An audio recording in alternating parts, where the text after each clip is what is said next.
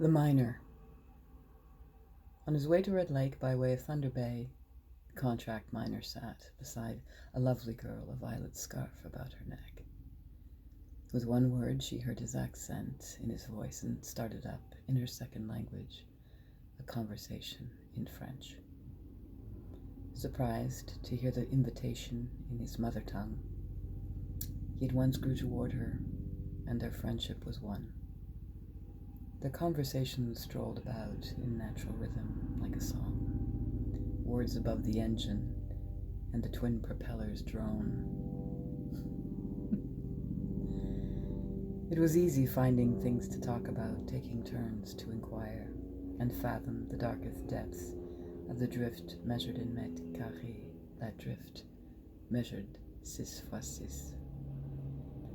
For 12 hours I'm on my own, 28 days on, 14 off. Je travaille seul. He works alone. She asked him what he liked most about his job, and he answered with incisive précision. C'est l'infini, y a pas de fin. Je peux avancer constamment.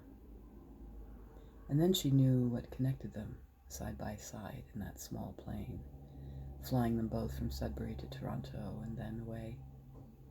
Each in their own direction, moving forward, their lives, the call of infinite discovery within each day, the sameness of it all. She listened as he described his home, the head frame, underground, where holes he drilled bit by bit, toute la journée, one by one. With clear precision he drilled the rock, and then les explosifs. On attend une demi-heure, by law, before we go back in. He hadn't any news from that Australian mine, and the miners trapped within. She told him simply she'd heard there'd been a second explosion below. If he felt anything, he didn't show it, without blinking an eye. She continued with her questions about gases, stopes, and the ride down, which takes 40 minutes one way. He'd bought himself a bike, and will be taking to the road in the spring, dans le sud, où y a pas de neige, you know.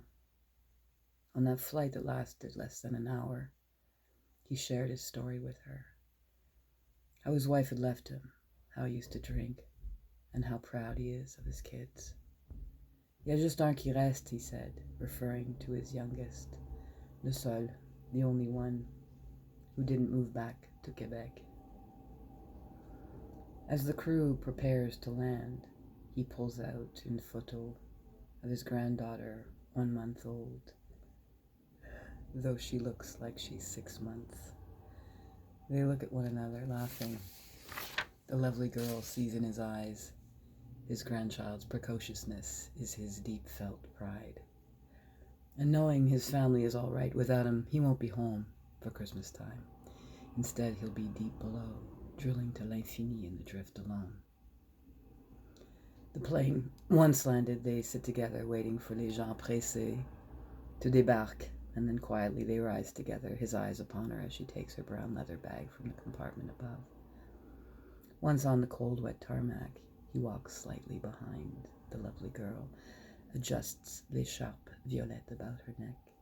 She turns back to him with winking eyes, and slows slightly, feeling in her mind that they have shared so many stories as brothers do each day on that 40-minute ride down. And now they're parting ways. They drift off toward their departure gates, and she smiles and feels she should have hugged him, though à la prochaine was all she'd say, before heading on her way to Winnipeg. And the miner, he's off to Red Lake by way of Thunder Bay.